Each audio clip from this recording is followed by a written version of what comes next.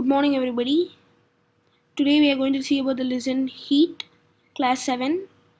My name is Kiriti Kanna. Without wasting any time, let's go on to the first slide. Introduction. We wear woolen clothes during winters when it is cold outside. We wear sweaters when it is winter season. Woolen clothes keep us warm. We prefer to wear light colored cotton clothes when it is hot. These gives us a feeling of coolness. You might have wondered why particular types of clothes are suitable for a particular season.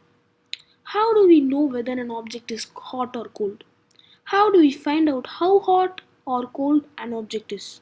In this chapter, we shall try to seek answers to some of these questions.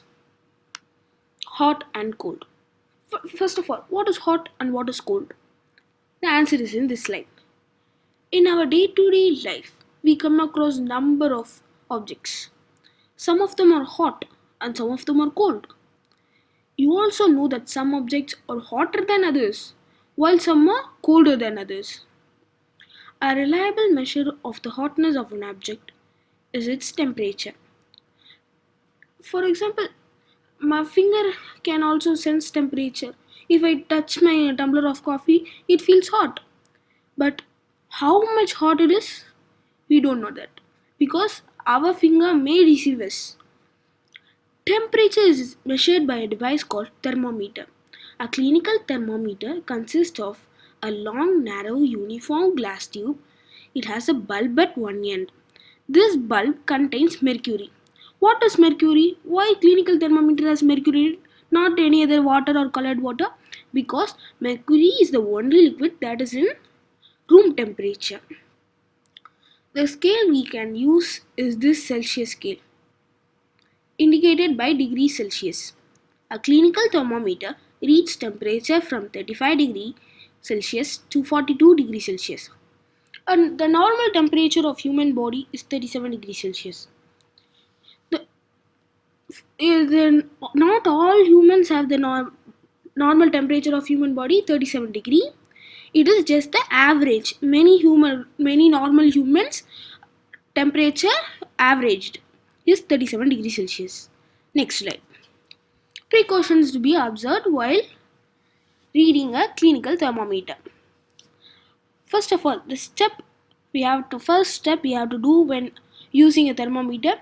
The thermometer should be washed before and after use, preferably with an antiseptic solution.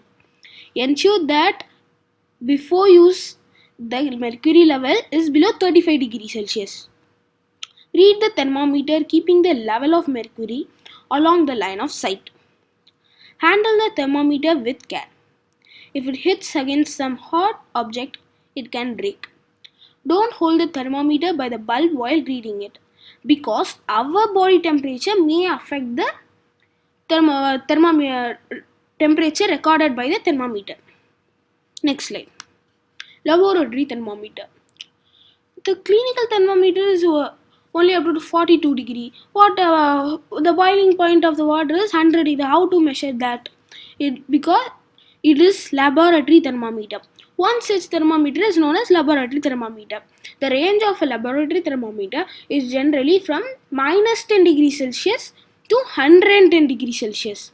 Do not use a clinical thermometer for measuring the temperature of any object other than the human body. Also avoid keeping the thermometer in the sun or near a flame. It may break. Different types of thermometers are used for different purposes. The maximum and minimum temperatures of the previous day reported in weather reports are measured by a thermometer called the maximum minimum thermometer. Observe a clinical thermometer again. Do you see a kink near the bulb? What is the use of the kink? It prevents the mercury level from falling on its own. This is the picture of maximum minimum thermometer. This is the picture of laboratory thermometer. Transfer of heat. You might have observed that a frying pan becomes hot when kept on a flame. It is because the heat passes from the flame to the utensil. When the pan is removed from the fire, it slowly cools down. Why does it cool down? The heat is transferred from the pan to the surroundings. So you can understand that in both cases, The heat flows from a hotter object to a colder object. Heat is transferred by the process of conduction. The materials which allow heat to pass through them easily are conductors of heat.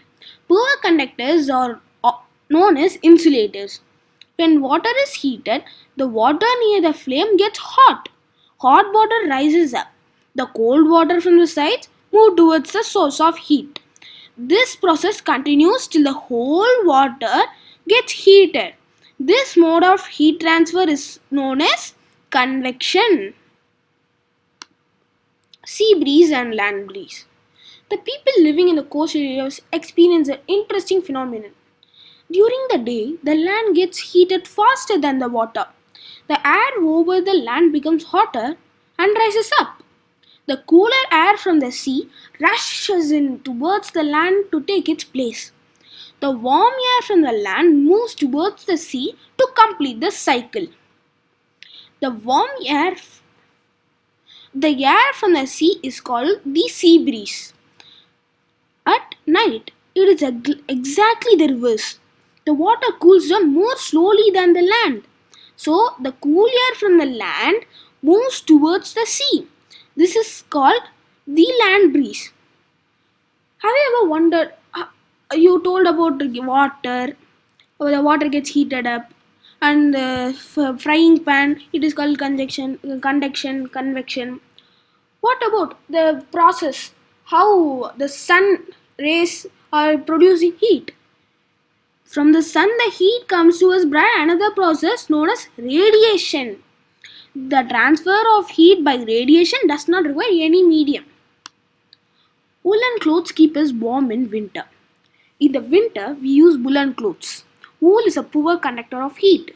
Moreover, there is air trapped in between the wool fibers.